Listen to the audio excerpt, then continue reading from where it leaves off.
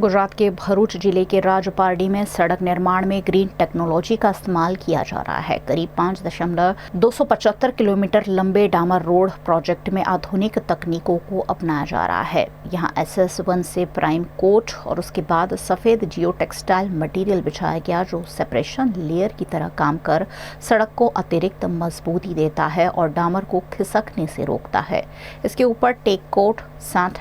mm DBM और अंतिम चरण में 40 mm बिटुमिन्स कंक्रीट की परत डाली जाएगी। भारी वाहनों की लगातार आवाजाही और बारिश से सड़क को होने वाले नुकसान को देखते हुए ये तकनीक अपनाई गई है।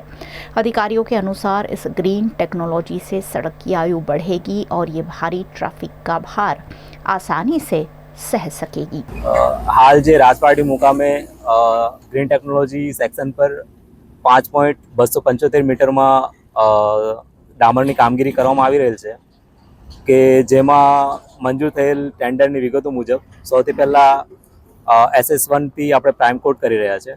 અને એના ઉપર વ્હાઇટ કલરનું જે આપણે આઇટમ જોઈ રહ્યા છો તેને સ્પેસિફિકલી જીઓ ટેક્સટાઇલ મટીરિયલ કહેવામાં આવે છે કે જે ટાઈપ 2નું મટીરિયલ છે કે જેનો ઉપયોગ આપણે માની શકીએ મોર સ્ટાન્ડર્ડ પ્રમાણે કે જે યુઝમાં આવી રહ્યું છે તે પ્રમાણે એઝ અ ગ્રીન ટેકનોલોજી પર mainly as a separation material તરીકે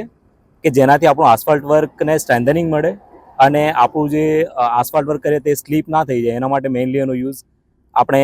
ઉપયોગમાં લઈ શકીએ છીએ। વધુમાં એના પછી આપણે એના પર ફરી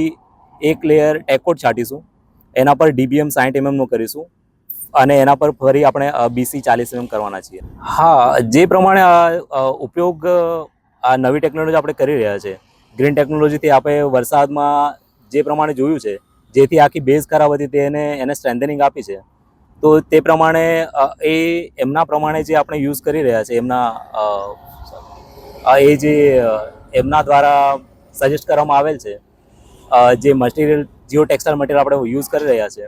તો એનાથી ચોક્કસ આપણે એનો ફાયદો લઈ શકીએ છીએ।